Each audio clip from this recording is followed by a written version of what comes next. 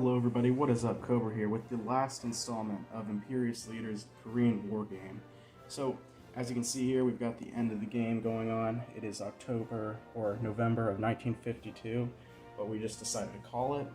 Now, I'm going to give you a quick overview of what happened from last turn. So basically, the Americans and the Commonwealth and the South Korean forces pushed up, as you can see, to the Yalu River, pretty much destroying all the Chinese resistance in the area. You can see that there are still Chinese forces north of the Yalu, but they're definitely not in strength enough to launch any sort of attack or even defend some of these territories from these American armies that are pushed up. Now, basically, so that basically means a victory for the Allies. You can see the South Koreans now own pretty much the entirety of the north. Got massive Allied bomber commands sitting here. Big Allied fleets with transports that can take units up to the north. So basically an overwhelming victory of the Allies. Now, that kind of goes into the review stage of this game and what I liked and didn't like about it. So first up, just going with like kind of the map and everything, I think that overall at its core this is a pretty fun game. Like the map looks very nice, as you can see. It's a very unique art style that you don't see a lot with Axis and Allies. Everything's set up pretty well. You can see some of the art for stuff like this, the reinforcement track where you would have reinforcements coming up every turn. I really like this national production and timeline board, and then even the simplicity but effectiveness of these cutouts for the setup information and everything. So all that is pretty good, and the rulebook is also fairly concise. All that is pretty good, but then there's some little mechanics that didn't work out so well with this game.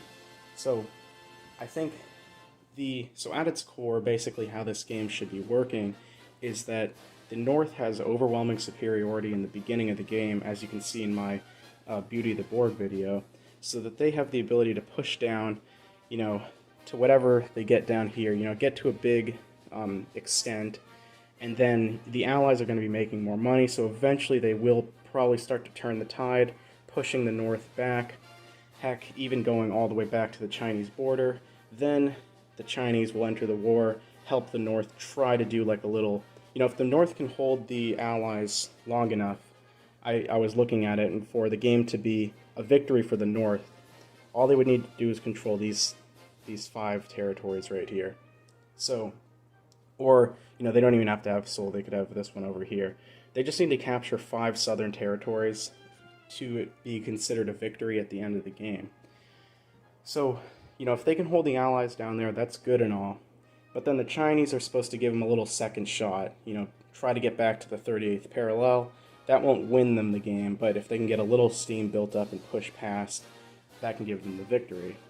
So the game worked pretty well in the beginning stages, as you can see in some of the other videos, where the North were able to push down to the South. They were able to hold it decently, but because of a few things here and there that went wrong for them, they were taking off tons of U.S. tanks, stuff like that.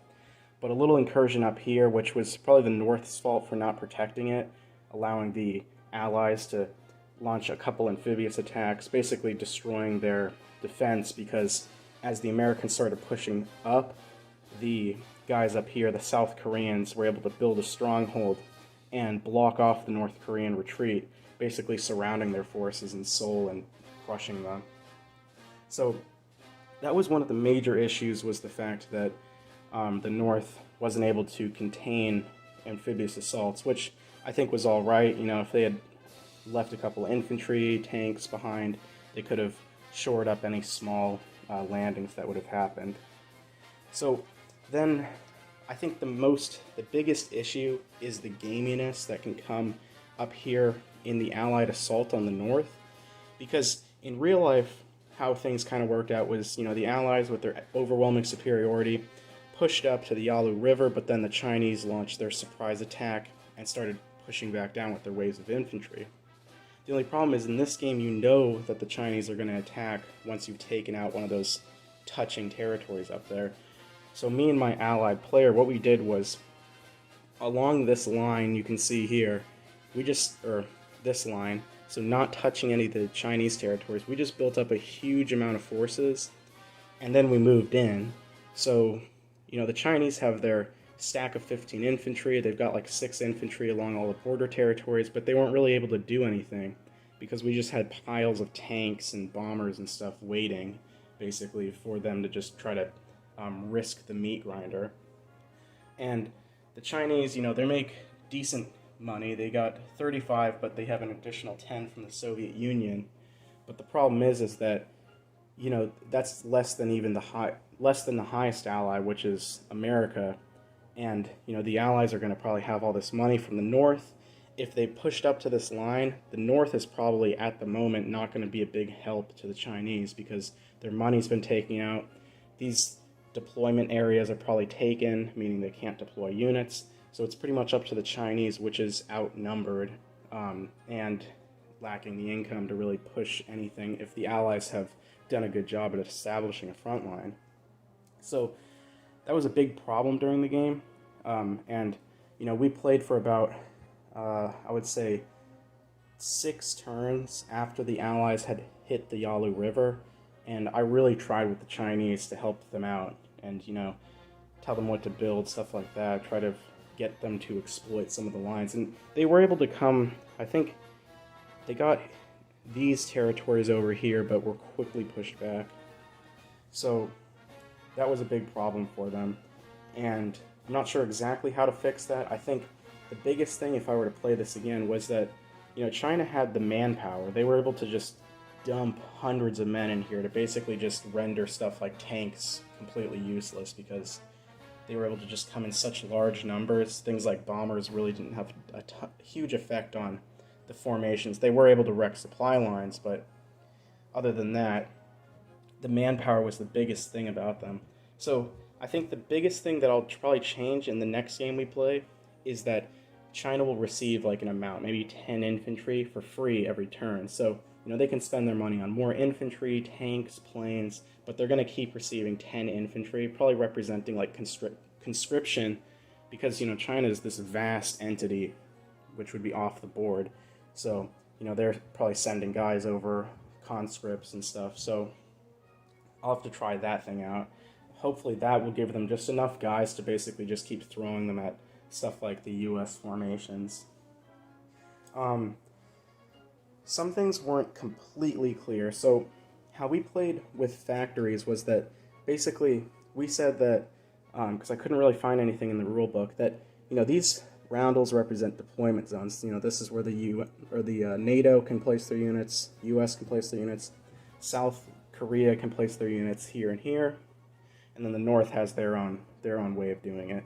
So there are factories in the game. So how we represented these would be that if you say captured up here in Pyongyang, well, the South don't have a marker here. They can't deploy there. So we said that these factories would represent, you're able to capture the industry, start deploying units there as the South. And then the North was doing that down here in Seoul. But one big problem was that, again, kind of not knowing how that worked with deployment and everything, was that you get a lot of unit spam.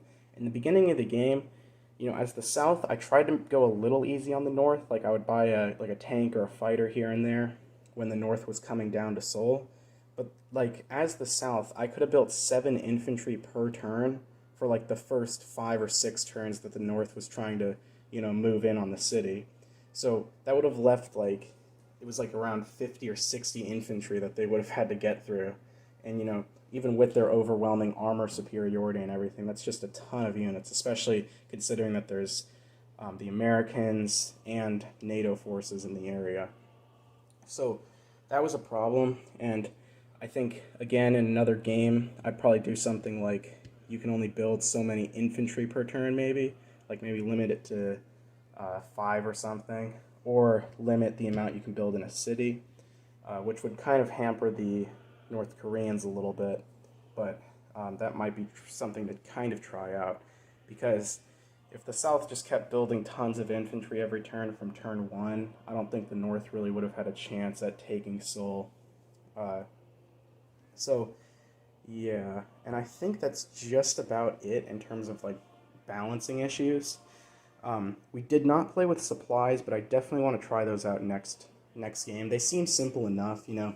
You basically buy them, they go in deployment zones like units, and you have to have them with your units to say move and attack with full capacity.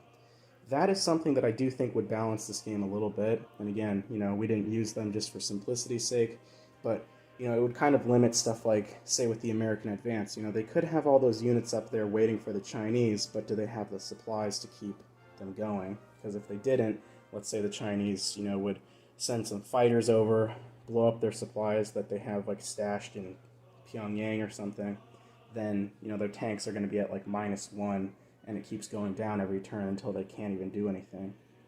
So that was another thing.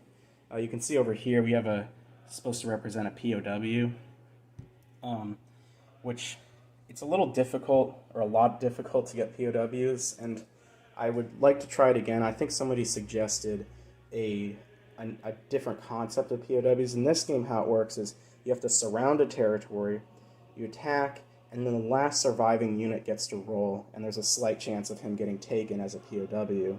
So we were kind of thinking maybe if it was something like maybe if the territory isn't surrounded, that the last surviving unit every time will either become a POW or a captured unit, like an armor that gets transferred to the enemies. So yeah. But I think that's just about it. And again, like I said, overall, a pretty fun game. Little kinks in it that can easily be worked out if you've played one game to kind of try it out yourself. Um, so yeah, it was a pretty fun game. Again, a really quick game considering most Axis and Allies games take days to play. So really liked this, and big thanks to Imperious Leader for making this game and having it available for free on Historical Board Gaming. So yeah, I hope to see you guys again, and I hope you guys enjoyed this series. Cobra out.